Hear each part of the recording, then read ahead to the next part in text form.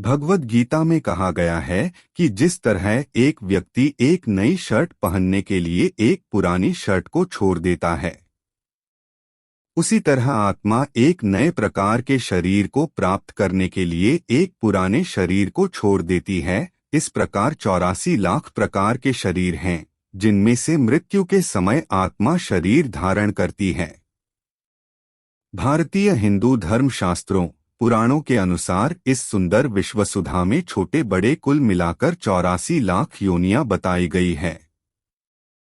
शास्त्रों के इन 84 लाख योनियों में सबसे श्रेष्ठ योनि मनुष्य योनि मानी जाती है, क्योंकि मनुष्य योनि में अपने शुभ अशुभ कर्मों के कारण पुनर्जन्म जन्म की व्यवस्था भी है। कहा जाता है जो अच्छे कर्म करते हैं उन्हें मानव जीवन मिलता है।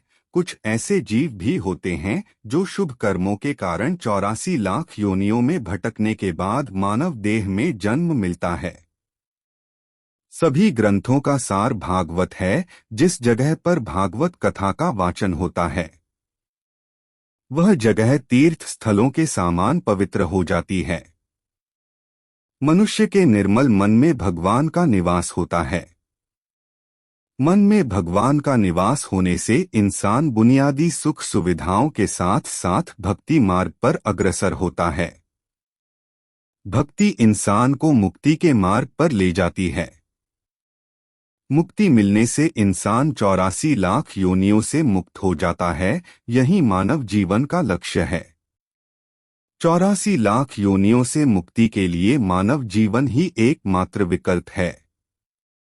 मानव के सिवाय किसी और योनि के प्राणी को मुक्ति पाने का अवसर नहीं मिलता। इसलिए मानव जीवन को सार्थक बनाते हुए हर पल हर श्वास प्रभु नाम का सिमरण कर पुण्य कर्म करें।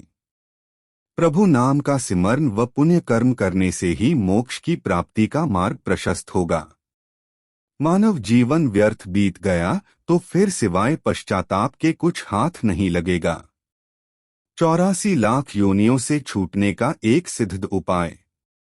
अगर श्रीमद् चतुराशी जी का एक बार पूरा गायन कर लिया जाए तो कभी 84 लाख योनियों में नहीं जाएगा। ये आचार्य महापुरुषों के वचन है। हित चतुर्सी जी का पाठ करने का महत्व। श्री चतुर्सी जी के श्लोकों का पाठ करना अपने आप में संपूर्ण साधना है और श्री जी को प्रसन्न करने का एक सुनिश्चित तरीका है।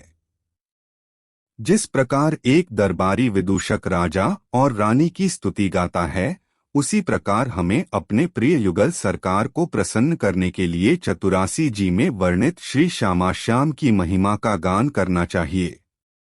श्री चतुरासी जी का एक एक शब्द दिव्य है और प्रिया प्रियतम की नित्य लीला में डुबाने की क्षमता रखता है। चतुरासी जी निसंदेह प्रेम समुद्र हैं, दिव्य प्रेम का सागर। कई रसिक संत तो चतुर्सी जी की एक ही पंक्ति में हफ्तों तक डूबे रहते हैं। यही इन श्लोकों की सर्वोच्च क्षमता है। यदि नियमित और प्रेमपूर्वक श्री चतुरासी जी का पाठ किया जाए तो न केवल हमें जन्म और मृत्यु के बार बार के चक्र से मुक्ति मिलती है, बल्कि हमें लाडली लाल की व्यक्तिगत सेवा में भाग लेने की अनुमति मिलती है। जिन लोगों को चतुर्सी जी का पाठ करने या सुनने का अवसर मिलता है वे परम धन्य हैं।